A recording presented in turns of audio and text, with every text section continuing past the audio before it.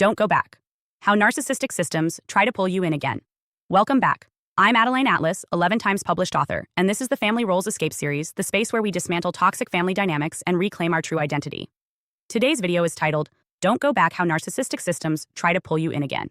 If you've ever left a toxic family system, you know that the journey doesn't end with walking away. In fact, that's often just the beginning of a new kind of battle, one fought with manipulation, emotional traps, and psychological warfare designed to pull you right back in. Leaving is hard. Healing is harder. And the narcissistic system you escaped knows this better than anyone. It will test your boundaries. It will threaten your peace. It will come with gifts, apologies, and crises that demand your attention. This phase is often called hoovering, named after the vacuum cleaner because the narcissist is desperately trying to suck you back into the chaos. And if you don't recognize the signs, you can get pulled into the cycle again, resetting all your progress and deepening your wounds. The first tactic you're likely to encounter is love bombing. This looks like sudden affection, praise, or promises of change. The narcissist might shower you with compliments, gifts, or grand gestures that seem to come out of nowhere. This stage is designed to confuse you, to trigger memories of better times, and to make you question your decision to leave. It's emotional bait, and it's dangerous. You need to remember, love bombing is not genuine love. It's a tactic of control. It's designed to reset the emotional cycle and draw you back into the web of manipulation. Real love respects boundaries. Real love is consistent. Real love does not demand you sacrifice your healing for another's comfort. Another common trap is the empathy bait phrases like, but they're old now, they've changed, or you're their only family. These lines are designed to activate your guilt, your sense of responsibility, and your empathy. Narcissistic systems know exactly how to weaponize these feelings against you. They twist your compassion into chains that keep you tethered to dysfunction. But compassion does not require sacrifice of your soul. Caring for others is not the same as enabling abuse. You can love someone from a distance without allowing them to harm you. Recognizing this distinction is key to maintaining your freedom. Then there are the crisis manipulations, sudden emergencies, health scares, or financial breakdowns, staged or exaggerated to pull you back. These crises demand your attention and support, playing on your instincts to protect and rescue. The narcissist knows your triggers and uses them mercilessly. They want you to believe that your return is necessary, that you are the only one who can save the family or fix the problems. But stepping back into that chaos resets your progress. It reactivates old trauma loops. It tells your nervous system that you are still unsafe. It strengthens the very system that harmed you. Healing requires breaking free from these cycles, not re-entering them. One of the most destructive patterns is the fake apology. Narcissists rarely apologize genuinely. Their apologies are tools performances meant to disarm you, lower your defenses, and lure you back. They come with caveats, blame shifting, or demands for forgiveness without change. They are not acknowledgments of harm. They are manipulations wrapped in words. Learning to spot fake apologies is crucial. True apologies include accountability, remorse, and a commitment to change, not excuses or gaslighting. If you find yourself being pulled in by apologies that feel rehearsed or insincere, trust your intuition. It's also important to recognize the role of trauma bonding in these cycles. Trauma bonds form when intermittent abuse is mixed with moments of affection or relief. This creates a powerful neurological connection that makes leaving and staying away incredibly difficult. The push-pull dynamic rewires your brain's reward system to crave the chaos. Awareness of trauma bonding is the first step to breaking it. So how do you resist going back? First, remind yourself of your why. Why did you leave in the first place? What was at stake? Who are you becoming? Keep your reasons clear and present. Write them down. Read them when doubt creeps in. Your why is your anchor. Second, build a support system outside the toxic family. Trusted friends, therapists, mentors, or support groups can provide perspective and strength when you face hoovering attempts. Don't isolate yourself. Connection is a weapon against manipulation. Third, cultivate boundaries that are firm and consistent. This means deciding in advance what is and isn't acceptable, and enforcing those limits without guilt or explanation. Saying no is your right. Protecting your peace is your responsibility. Fourth, practice nervous system regulation. Healing from narcissistic abuse often leaves your nervous system dysregulated. Techniques like breathwork, meditation, and grounding can help you stay calm and clear when the narcissist tries to provoke a reaction. Fifth, engage in self-compassion. You may slip or feel tempted to return. That doesn't mean failure. It means you're human. Treat yourself kindly, learn from setbacks, and recommit to your freedom. Finally, remember that healing is a journey, not a destination. The system you left will keep trying to pull you back because it depends on your control. But your freedom depends on your courage to keep walking forward, even when it's hard, even when you feel alone, even when the old wounds itch. You didn't heal just to return to the sickness. You healed to reclaim your life, to build new boundaries, new families, new futures. Keep walking. Your soul is calling you home to yourself. It's important to understand that the pull to return is not a failure of willpower. It's a biological and psychological response wired into trauma survivors. Your nervous system has learned to seek familiarity, even if that familiarity is painful.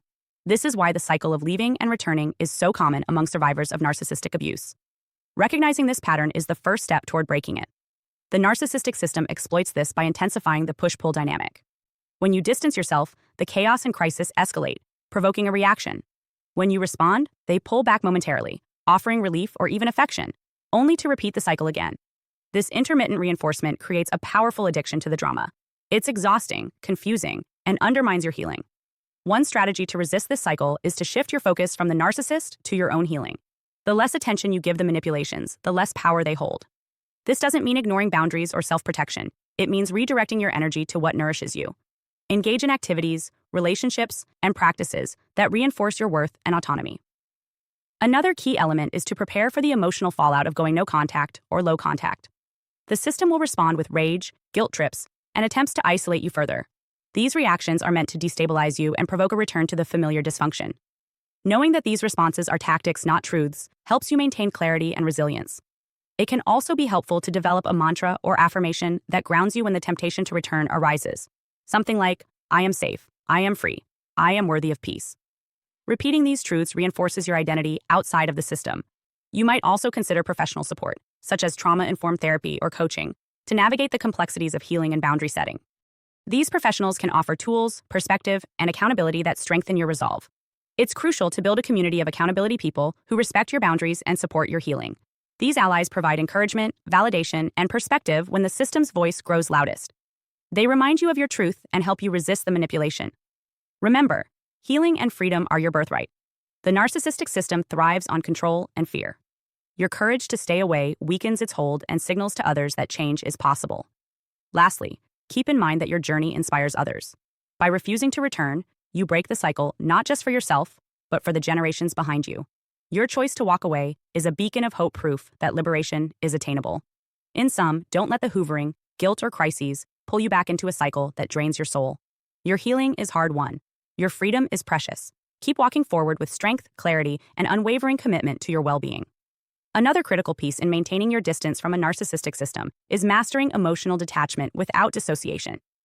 It's vital to engage with your feelings authentically, to recognize when you're being triggered, but without allowing those triggers to hijack your behavior. Emotional detachment here means observing your emotions without acting impulsively to return to harmful dynamics. It's a skill that requires practice and compassion for yourself. It helps to understand that going back is often fueled by a desire for closure or the hope that things will change. The narcissist may promise therapy, transformation, or new boundaries, and this can stir up hope that was long buried. However, promises mean little without consistent action.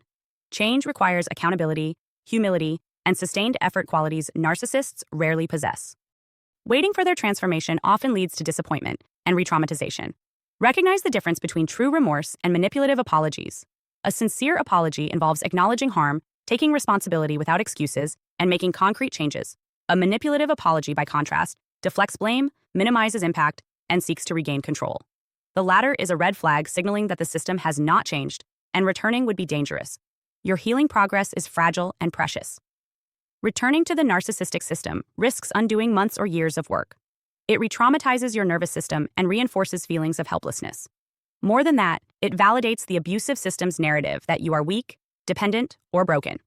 This validation is toxic. You must reject it firmly. Building new narratives about yourself and your relationships is part of this process. Instead of I'm the problem, you learn I am worthy of respect and love. Instead of I need their approval, you affirm I am enough as I am. These affirmations rewire your brain's neural pathways, helping you resist old conditioning and choose freedom. Practical steps can help fortify your commitment to not returning. These include creating a no-contact plan. Decide in advance how and when you will disengage, what boundaries you will enforce, and who you will reach out to for support. Limiting or blocking access on social media and other communication platforms to prevent manipulation. Writing letters you never send as a form of emotional processing. Developing daily routines that nurture your well-being and strengthen your self-identity. Celebrating small victories to reinforce your resilience. It's also important to expect and manage triggers. Anniversaries, holidays, or family events can provoke longing or anxiety. Prepare for these moments with grounding techniques, support networks, and self-care rituals. Remind yourself why you chose freedom over familiarity. Another trap to watch for is the temptation to rationalize or minimize the abuse. Maybe it wasn't that bad. Maybe I'm overreacting. These thoughts can erode your resolve. Counter them with facts, reminders of your pain, and your commitment to healing. Remember, your journey is unique. Some find peace quickly after leaving, others take longer to disentangle emotionally. There's no timeline for healing, only your authentic pace. To maintain your freedom, cultivate self-compassion and patience. When you stumble or feel weak, treat yourself as you would a beloved friend. Healing is messy, but each step forward is progress. Finally, understand that staying away from the narcissistic system opens space for transformative growth. You reclaim your voice, your boundaries, your dreams. You build relationships that honor your true self. You rewrite your legacy. This new life is your birthright, and it begins with the courage to say, I will not go back. Hi, I'm Adeline Atlas, 11 times published author, and what you just watched is part of my signature program, the Chosen One series inside School of Soul. This series is not just a course, it's a blueprint for those who know they were different from the start. The black sheep, the scapegoat, the truth teller, the cycle breaker. Inside, you'll discover the family roles playbook, the golden child, the scapegoat, the enabler, the lost child, and how to finally step out of the part you were cast in without consent. How the black sheep becomes the goat, turning rejection into radical transformation and leadership. How to break generational curses and rewrite ancestral contracts so the pain stops with you. And how to recognize and escape modern forms of spiritual and technological targeting, from gang stalking to synthetic synchronicity. This isn't just about survival. It's about awakening, about reclaiming your voice, your lineage, and your destiny as one of the chosen ones. Click the link below to access the full series now, because the role ends the moment you decide it does, and the real script begins with you.